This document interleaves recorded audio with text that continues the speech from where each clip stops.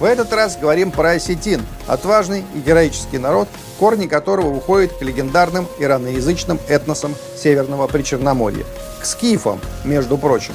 Осетины живут не на показ. Осетины собраны, по-хорошему степенны, они не торопятся расплескать содержание. Их отвага в молчаливой выразительности. Они конкретные люди.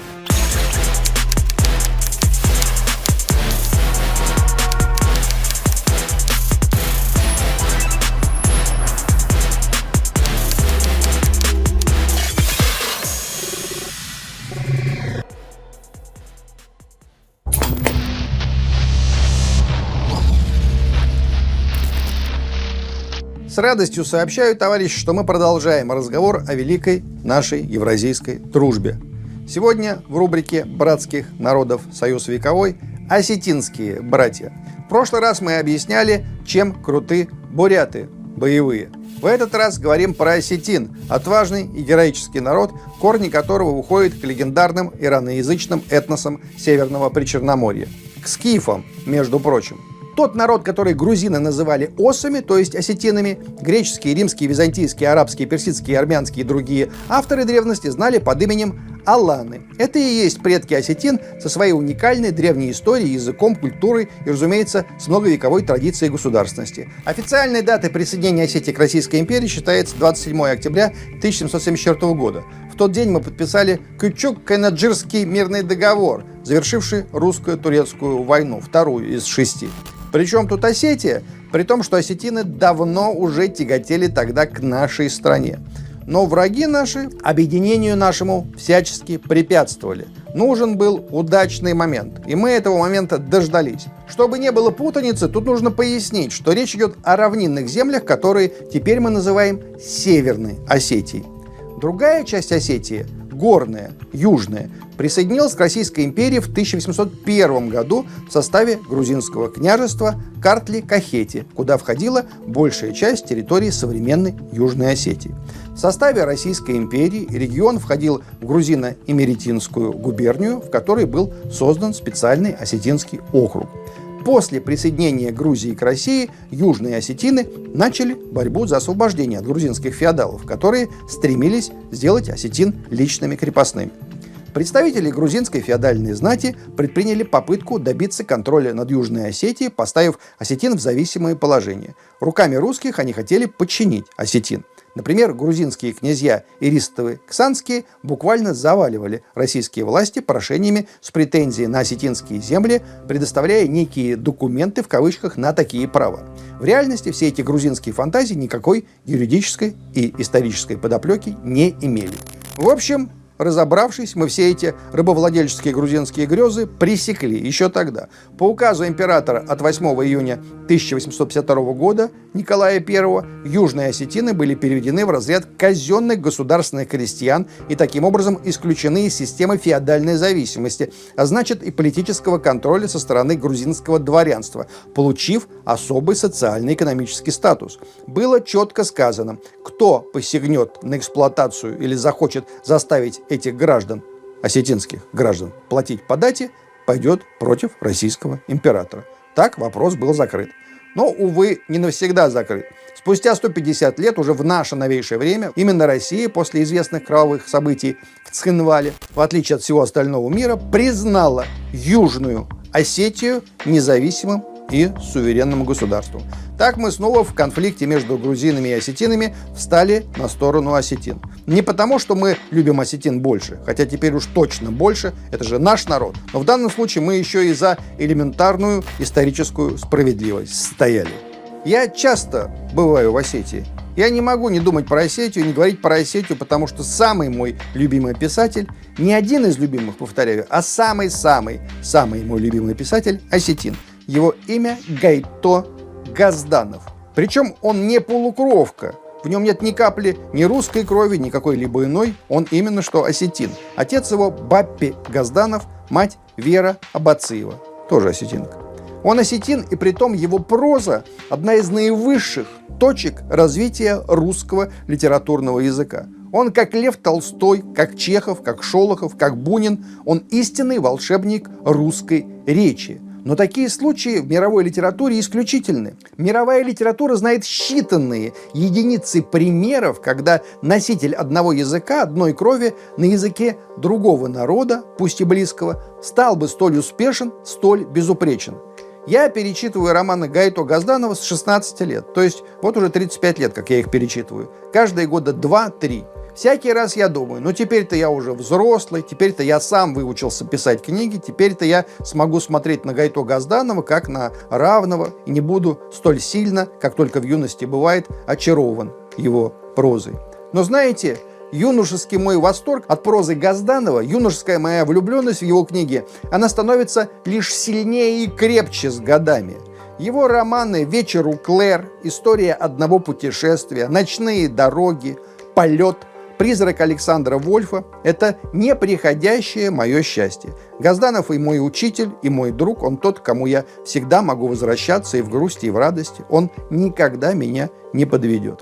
Родился Газданов в 1902 году, 6 декабря. Подростком ушел на фронты гражданской войны, он воевал за белых. Впрочем, как сам потом признавался, он бы пошел воевать и за красных, если бы красные стояли в его селении. Но стояли белые, а он просто хотел жить. Для осетинского мужчины, кажется, стремление к битве, к поединку в крови – это и есть жизнь. Потом Газданов эмигрировал вместе с белыми частями, оказался в Париже, там работал таксистом, изучив жизнь парижского дна и много написав о том. Он предпринимал несколько попыток вернуться в Советский Союз, где оставалась его осетинская мать.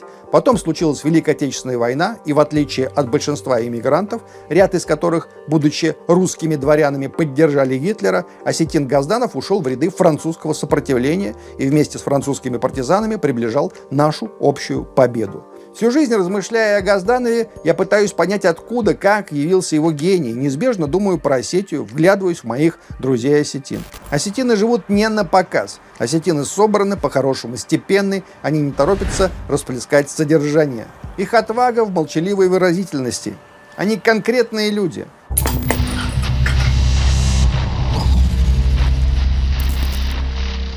На Донбассе осетин я встречал не просто часто, а очень часто, начиная с 2014 года. Они приехали в числе самых первых, и это поразительно. Мы служили с Олегом Мамиевым, позывной Мамай, в одном полку. Он был моим непосредственным командиром. Теперь на аллее героев в Донецке его памятник среди самых главных, самых любимых героев Донбасса. Там их всего 7 памятников. Памятник Александру Бате Захарченко, Михаилу Гиве Толстых, Арсену Мотороле Павлову, Владимиру Жоге, у которого был позывной Воха, Ольге Качуре, у которой был позывной Корса. И вот там Мамай, Олег Мамиев. Ну и как хотите, но я уверен, что и в Сталине текла осетинская кровь.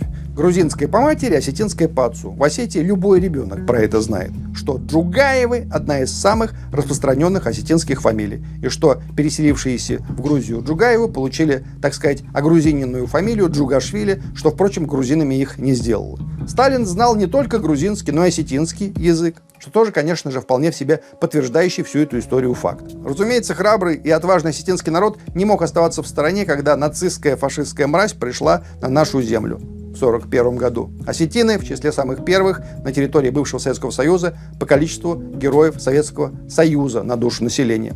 Их вклад в нашу победу 1945 года беспримерен. В самом начале войны из Осетии на фронт отправилось более 20 тысяч бойцов из Южной, более 40 тысяч бойцов из Северной Осетии. Всего на защиту Родины за 5 лет войны ушло около 100 тысяч осетин. Это только с территории родных республик, ведь были осетины, проживавшие в других уголках страны, и всех их не сосчитать. Это огромное число для совсем небольшого народа. Десятки тысяч человек погибли, тысячи пропали без вести, 72 осетинских бойца получили звезды Героя Советского Союза, некоторые даже дважды.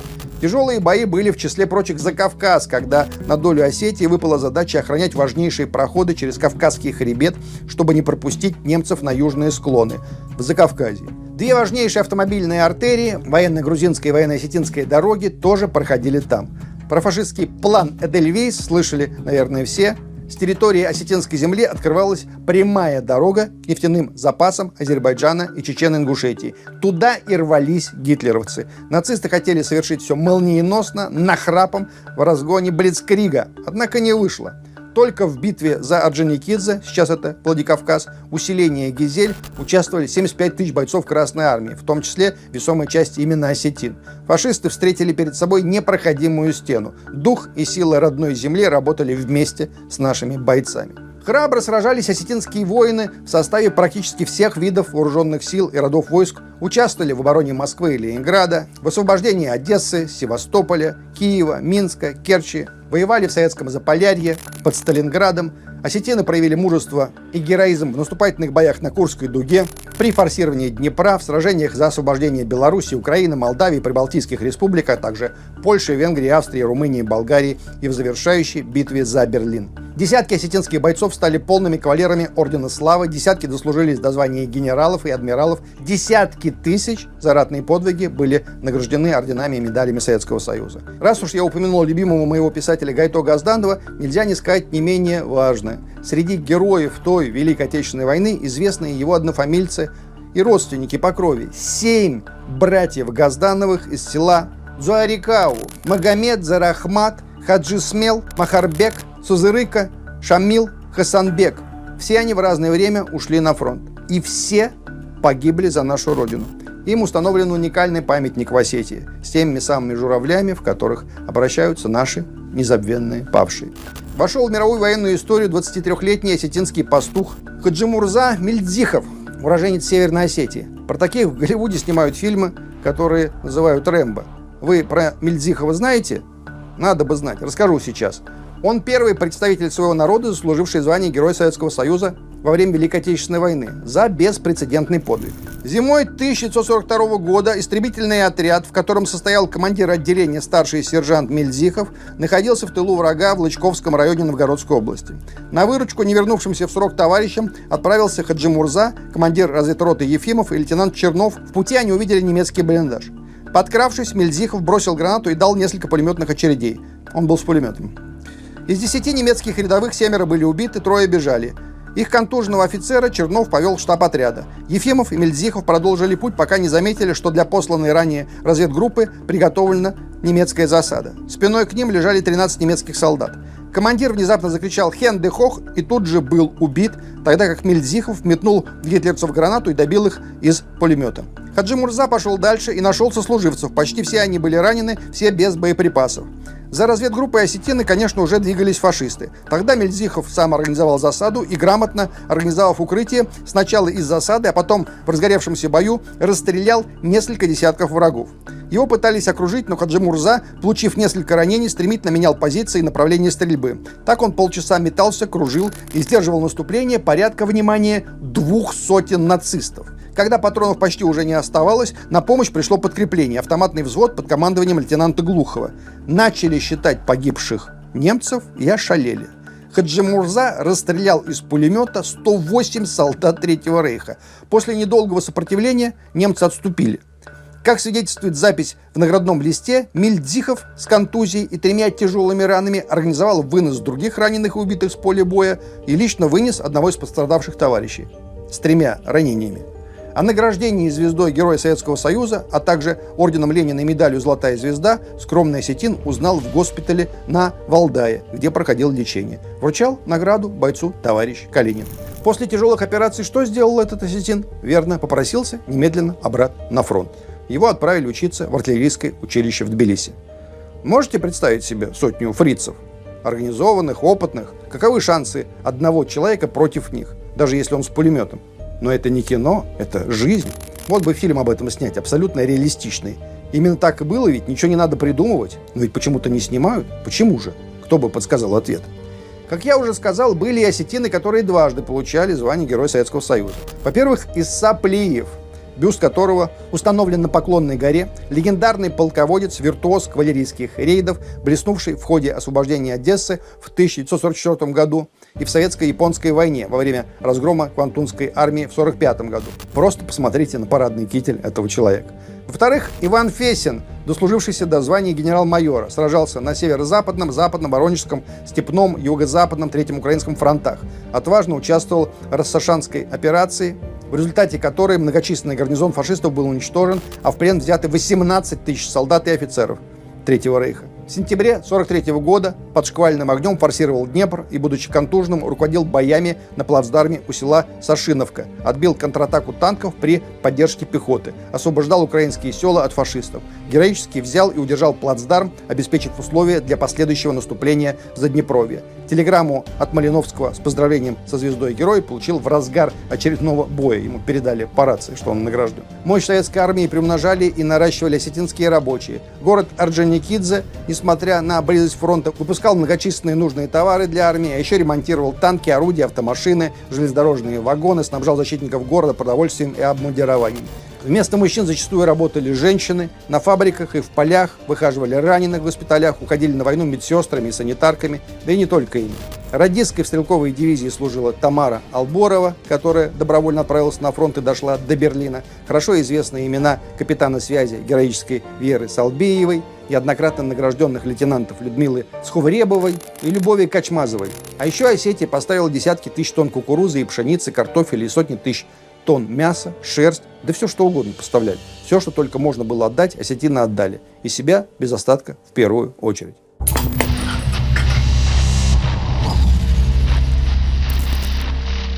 И, конечно же, осетинский народ широко представлен на полях боев нынешних, еще со времен русской весны 2014 года и сейчас в ходе СВО. В 2014 году, когда я приехал на Донбасс, едва ли не первым, с кем я там познакомился, был осетин Алан Мамиев из батальона «Восток». Вообще там был настоящий боевой интернационал из всех бывших республик Советского Союза, но даже зрительно больше всего было осетин и, кстати, чеченцев. И казаков, конечно, было много, но казаки — это русские, просто они казаки. С 2015 года служил я у Александра Владимировича Захарченко, советником и офицером в его гвардии. И открою вам один секрет. Донецкая Народная Республика была тогда под всеми мировыми санкциями. Ее вообще никто на свете не признавал, кроме Южной Осетии. А торговать с Донецкой Народной Республикой некоторые хотели. Даже некоторые хитрые европейцы хотели торговать с ними. Поэтому все, кто хотел торговать с Донецкой Народной Республикой, заключали договор с Южной Осетией. А Южная Осетия уже заключала договор с Донецкой Народной Республикой. Ну и продавали все, что Донецкая Республика производила на мировой рынок. Возглавлял Осетию Анатолий Ильич Бибилов, соответственно, осетин. Но это только зримая часть той истории, если не зримая, хотя и не слишком скрываемая. Дело в том, что Анатолий Ильич Бибилов, родившийся в 1970 году, это кадровый советский, а затем российский военный. На сегодняшний момент генерал-лейтенант. В 1988 году поступил в Рязанское училище ВДВ. Был чемпионом училища, а затем Псковской дивизии по армейскому рукопашному бою. По окончании училища был распределен в 76-ю Псковскую воздушно-десантную дивизию, в которой в тот момент формировался сводный батальон для миротворческой операции в Южной Осетии, которую, как мы помним, хотела завоевать Грузия в очередной раз. В 1992 году в составе этого батальона вернулся в Южную Осетию, служил в де-факто незаконных вооруженных силах Южной Осетии, где с 1994 по 1996 год командовал ротой специального назначения. Как мы помним, Южная Осетия тогда отстояла свою независимость в очередной раз. В августе 2008 года Анатолий Ильич Бибилов принимал личное участие в боевых действиях в ходе очередной войны с Грузией, когда Грузия опять посягала на земли Южной Осетии. Ну и получила то, что получила. Война эта для Грузии едва не закончилась в Тбилиси. Что было дальше в биографии генерала-лейтенанта Бибилова? Дальше, как мы помним, был Майдан и начало русско-украинской войны. Я, говорю, служил у Захарченко и помню одну вещь, про которую рискну сейчас рассказать. У Александра Владимировича Захарченко в кабинете всегда висела в шкафу, помимо собственной военной формы, форма и боевое оружие еще одного человека. Вот как раз Бибилова. Они очень дружили. Главы двух этих, скажем так, территорий. Настоящие боевые офицеры при этом. Что-то в той дружбе было по-хорошему латиноамериканское. Что-то вроде дружбы между Фиделем Кастро и Уго Чавесом. Ну а теперь, чтобы лишнего ничего не сказать, просто посмотрим список официальных наград Анатолия Ильича Бибилова. Бибилов, между прочим, герой Донецкой Народной Республики. Знаете, кто у нас получал звание Героя Донецкой Республики? Считанные люди. Все тот же Александр Владимирович Захарченко, Гиви, Моторола, Олег Мамай Мамиев, Корса. То есть понимаем контекст. В сентябре 2015 года Бибилов был включен в санкционный список Украины. Он был признан лицом, создающим реальные потенциальные угрозы национальным интересам, национальной безопасности, суверенитету и территориальной целостности Украины. Ну, понятно, за что его включили в этот список. На Донбассе он был награжден целой россыпью иных наград, в том числе боевых. Открытые источники сообщают, что с 2022 года Анатолий Ильич Бибилов участвует в СВО. В частности, он был одним из руководителей и разработчиков операции в Судже. Помните, с той самой трубой? О чем, собственно, бойцы и сообщили. Идут они по трубе, значит, и видят тут целого генерал-лейтенанта Бибилова. Такое же обескураживающее впечатление, помню, производили неожиданные появления Александра Захарченко в самых неожиданных местах во время практически всех тяжелейших операций Донбасской войны. Назовем еще несколько имен из огромного их множества. Имен осетинских героев. Марат Георгиевич Тибилов, позывной Талиб, майор Росгвардии. С первого дня он принимал участие в СВО. Погиб 28 марта 2025 года при выполнении боевой задачи в Курской области. Герой Российской Федерации. Военкор Георгий Мамсуров, позывной Ксанти, говорил так на его похоронах: благодаря таким людям, как Талиб, двигались вперед целые фронты на тех направлениях, где он работал. Еще один героический осетин – Теймураз Ахсарбекович Есенов. В свое время он 3 года служил еще в Чеченской Республике, ветеран боевых действий там.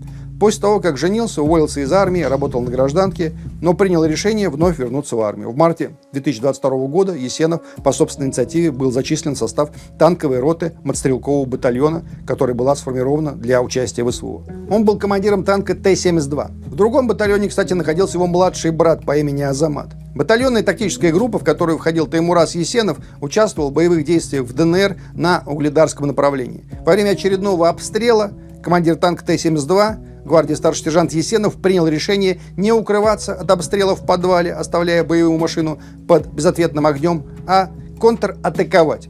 Он занял место наводчика-оператора и повел танк в направлении населения Сладкое. Вызывая огонь на себя и подавляя на подступах огневые средства противника, вклинился в оборону ВСУ. Минометный обстрел со стороны ВСУ прекратился. Оборонявшие селение боевики украинского националистического батальона «Донбасс» не ожидали контратаки и начали перегруппировываться. Увидев одну боевую машину, они решили, что это разведка боем или отвлекающий маневр, за которым последует удар основных сил. Но это был всего лишь один танк под командованием бесстрашного осетинского командира. Наконец враг осознал, что ему противостоит всего один экипаж, и стал стягивать силы для уничтожения танка. Это произошло на окраине селения, где на Т-образном перекрестке дорога уходит на Новомихайловское. Вражеский танк из укрытия с 400 метров прямой наводкой выстрелил по машине Есенова и попал в башню. Танк загорелся, но из боя не вышел. Танкист-профессионал Есенов, несмотря на контузию, сориентировался мгновенно и, развернув башню, произвел подряд 2 выстрела. Первым обездвижив танк врага, вторым уничтожив его. Противник подтягивал силы к месту боя, отсекая путь отхода нашего экипажа. Есенов приказал механику-водителю выдвигаться по единственно свободной дороге в сторону соседнего селения Новомихайловское. Танк Теймураза Есенова горел, но продолжал вести бой. Развернув башню, объятая пламенем боевая машина неслась и на ходу вела огонь по преследователям. Температура внутри повышалась, танк срочно необходимо было тушить. Это можно было сделать только добравшись до селения. Влетев в Новомихайловку, экипаж остановился у ближайшего дома. При беглом осмотре машины выяснилось, что автоматы, хранящиеся в ящике ЗИП, расплавились. Другого оружия у них не было. Огонь стал усиливаться, сбить его не удавалось, а использовать колодец не успели. Противник уже брал в полукольцо место остановки, открыв по танкистам автоматический огонь. Экипаж, которому отстреливаться было нечем, отступил вглубь села и стал выходить из окружения. Но в район стягивалось все больше боевиков. Тогда экипаж рассредоточился. Так было больше шансов вырваться. Одного из наших бойцов враги захватили через 5 часов преследования в самом селе Новомихайловское. Еще 2 часа боевики, прочесывая домовладение, использовали его в качестве живого щита, опасаясь стрельбы со стороны скрывшихся танкистов. Не найдя других наших бойцов, они переправили пленного в село Сладкое. Глубокой ночью, когда все стихло, Есенов, найдя другого боевого товарища, стал выходить к своим. Изможденные и безоружные, они пробирались по заминированной местности вдоль единственной известной дороги. Под утро 24 марта в 10 километрах от места остановки горящего танка они попали в засаду. Во время неравной драки Есенову прикладами сломали ногу. После этого двоих российских военнослужащих связали и доставили в село Сладкое, где в плену уже находился первый захваченный боец, а также солдат из другой воинской части, плененной боевиками ранее. Все в помещении было увешано нацистской символикой. Пленных стали подвергать допросам, по одному вводя в соседнюю комнату. Так час за часом. Гвардии старший сержант Есенов отвечать на вопросы не стал, информацию о численности и дислокации своего подразделения разглашать отказался, за что подвергся зверским избиениям и пыткам. Раз за разом его волокли на допросы, уже теряющего от боли и кровопотери сознания. Но ответов так и не получили. Из соседней комнаты остальные пленные слышали его голос. «Я все равно выйду отсюда, я вернусь, найду вас, фашистов, и буду вам мстить». Нацисты пытались заставить Есенова произнести слова «Слава Украине». В ответ Есенов прорычал «Слава России». Затем в соседней комнате все стихло, но когда оставшиеся пленные попали в то помещение, Теймураза там уже не было. С тех пор есть самые разные версии и предположения о дальнейшей судьбе Есенова, но фактов о его местонахождении нет. Троих пленных, которые были участниками вышеизложенных событий, обменяли спустя почти 2 месяца. Они и рассказали всю эту историю. Из числа уроженцев Осетии сержант Теймураз Есенов стал первым героем России, удостоенным этого высокого звания в ходе СВО. В гвардии лейтенант Василий Марзоев, сын командующего 18-й армии генерала Аркадия Марзоева, героически погиб в 2025 году при выполнении боевых задач на запорожском направлении. Молодой офицер, продолживший славную военную осетинскую династию, посмертно представлен к званию Героя России. Радислав Вадимович Хугаев родился в Южной Осетии. Когда началась СВО, он оказался среди тех, кто пошел на передовую. 27 марта 2022 года в Мариуполе группа Радислава попала в засаду. Радислав не терял самообладание, оказал первую помощь раненому, организовал отход, но этого было мало, враг наступал. Тяжело раненый в живот, Радислав принял решение провести, что называется, отвлекающий маневр. Хугаев достал осетинский флаг, который хранил в бронежилете рядом с бронепластиной, ринулся в сторону противника, ведя стрельбу, вызвав огонь на себя. Благодаря этому подразделение смогло перегруппироваться, отойти, дождаться подкрепления, а затем нанести поражение противнику. Подвиг Радислава стал одним из символов сопротивления на этой войне, символов стойкости, символов братства. В сентябре 2024 года в городе Квайса Радиславу открыли памятник. Камень, бронза, строгие линии, все как он бы хотел, ничего лишнего.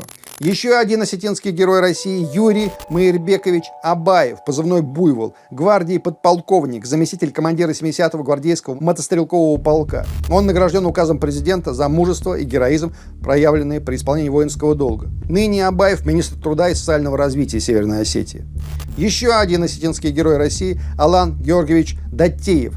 С 24 февраля 2022 года майор Даттеев принимал участие в специальной военной операции. Уже за первый ночной бой в зоне СВО он был удостоен Ордена Мужества. Обеспечивая прикрытие бомбардировщиков, он вместе с напарником вступил в бой с 3 истребителями, все из которых были сбиты ракетами воздух-воздух. Второй Орден Мужества он получил за многодневные воздушные бои в районе Черного моря, где за один из дней совершил 4 боевых вылета продолжительностью по 3-3,5 часа, проведя в воздухе в общей сложности 13 часов. Во время одного из дежурств майор заметил 2 вражеских вертолета Ми-24 и позже 3 штурмовика Су-25. Он успешно атаковал вертолеты, а затем нацелился на Су-25. В результате его действий один из штурмовиков был сбит. В другой из вылетов Даттеев зашел слишком глубоко на территорию противника, подвергся обстрелу из земли, его самолет загорелся. Получив серьезное ранение и контузию, Даттеев катапультировался на высоте 4 километров и добрался к своим. Всего майор Алан Даттеев совершил более 250 боевых вылетов, сбив 12 воздушных целей и уничтожив не менее 5 пусковых установок. За проявленное мужество и героизм он был удостоен звания Героя России указом президента с вручением медали «Золотая звезда». Руководит батальоном «Сармат», входящий в состав легендарной интербригады «Пятнашка», интеллигентный осетин Владимир Наниев, позывной «Че Гевара». Молодой, 25 лет, человек с аккуратной бородой и дипломом международника. До начала СВО жил в Южной Осетии и после службы в армии служил в госбезопасности. А потом записался в штурмовики. Родным ничего не сказал, чтобы не травмировать лишний раз. Дослужился до комбата. Выполнял боевые задачи на Донецком и Часовьярском направлениях, в Авдеевской промзоне, в Курской области. Имеет 5 ранений. Потерял ногу, а волю и желание бороться за справедливость не потерял. И службу продолжил. Или вот еще один типичный осетин, позывной Алан. имя Эрик. Что мы видим на этой записи? Скромного, седого, опытного человека, который чуть стесняется говорить на камеру и смотрит немного вниз, улыбаясь. Таким мы видим бойца, который во время штурма под Дебальцево спас жизнь легендарному комбату Ахре Авицбе, абхазу, кстати, по национальности. Пятнашка, некогда 2-й батальон полка специального назначения ДНР, а теперь полноценное подразделение Вооруженных сил Российской Федерации, состоит из русских, абхазов, осетин и многих других наших людей самых разных наций. Пятнашка, потому что в состав подразделения вошли 15 добровольцев из бывших республик Советского Союза. То есть такая модель союза в миниатюре. Пятнашка. Этот батальон уже в 2014 году встал в один ряд со Спартой, Моторолой, Сомали, Гиви, оплотом Бати, Востоком Скифа. Ахра Абхаз Авицба такая же легенда, как и все вышеназванные, но счастье, он жив, спасибо Господи.